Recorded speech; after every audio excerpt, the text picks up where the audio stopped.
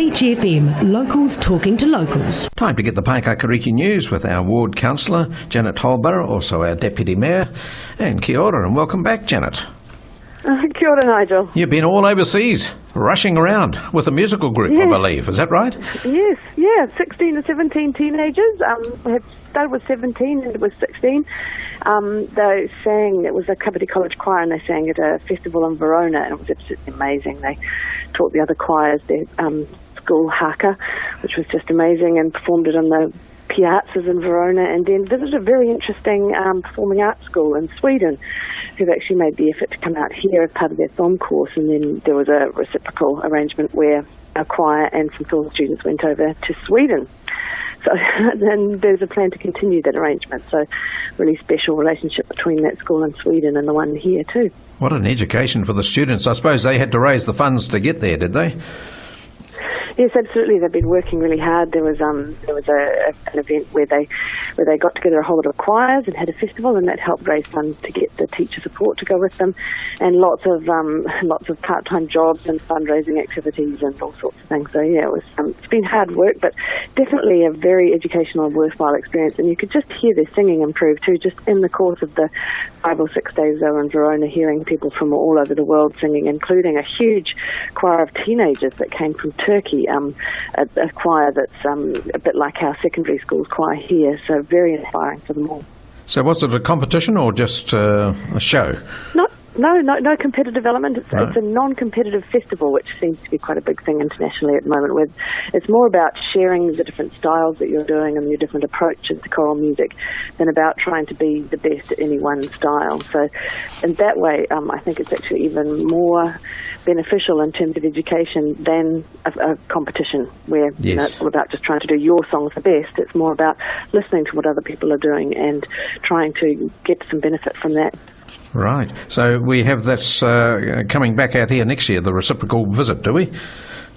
So I'm not sure. That hasn't been arranged yet. We already had the film students come over, and we had the pleasure of seeing the films that they made in Kapiti in a cinema in Sweden. So the film students have already been here.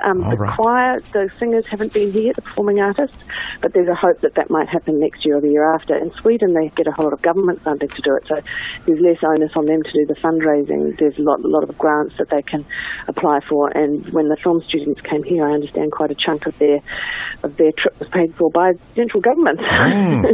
Well, so there should be the opportunity for them to come back, I should say.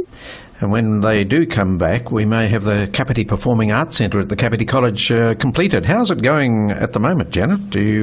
Have you kept up with that? Yes, so not while I've been away, but as I understand it, it's still on track to be finished in the next year or in the next month. I'm still trying to raise that last fund, so anybody out there who might be interested in sponsorship, we're still looking for a sponsor for the Black Box Theatre and for various other parts of the facility.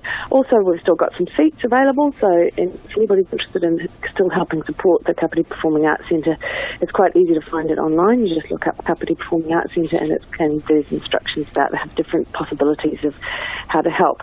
But in the meantime, the build is underway and it's all on target, and definitely if they come next year, we'll have a performing arts centre for them to be in. Oh, it's getting exciting, that's for sure. Now, you got back to Paekakariki, and I should imagine you said, oh, thank goodness I'm home again. And they had a great big art show down there. Sir John Trimmer opened it on the Friday night. Were you back for that? I wasn't quite back for that. I missed a little bit here, actually. I missed the centennial of the hall as well. So, it's always a shame when you go away. There are things that happen, but there are things happening all the time. So yes. I'd never get away if I was worried about missing things. But yeah, that sounded amazing. There's so much going on. It's just fantastic.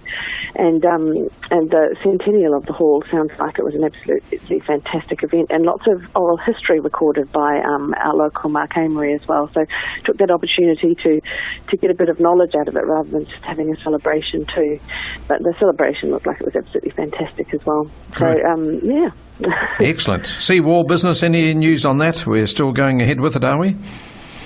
Yes, so we're in the long-term plan process now. So there's the new timeline and the new plan that's going through that long-term plan process, and the Community Board has made a submission on that, supporting the draft long-term plan and the timeline that's in there, partly because that enables it to be built within the constraints of funding from council, and also it enables the preferred design to be delivered.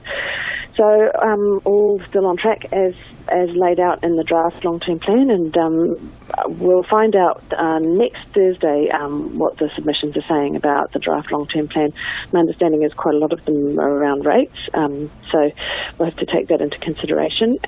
But all going ahead as planned at the moment. Excellent.